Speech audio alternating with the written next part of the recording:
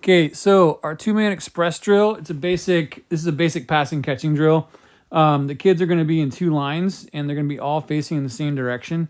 The trick to this is they got to start with their sticks upfield. So if you're in this line here, your stick should be in your left hand. And if you're in this line over here, your stick should be in your right hand. And all you're going to be doing is running in this direction. And you're going to be passing the ball, leading each other so that the person can catch it one quick cradle, like catch it in front of them, one quick cradle. So this guy should be sprinting a little bit harder.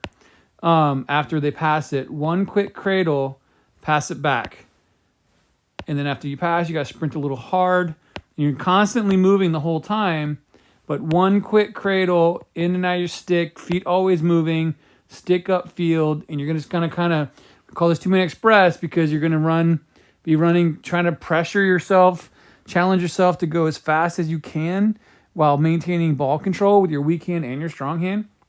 And when we get to the other side of the field, we can either sprint the short side of the field, come back on the long, where we're basically going to be switching hands. So if you were right-handed on the way up, you're going to be left-handed on your way back. Or we can just turn around and come back. We can sprint the shorts and pass on the longs. A couple of different ways we can do it, but no more than like 2 laps because it's kind of kids will find it kind of boring.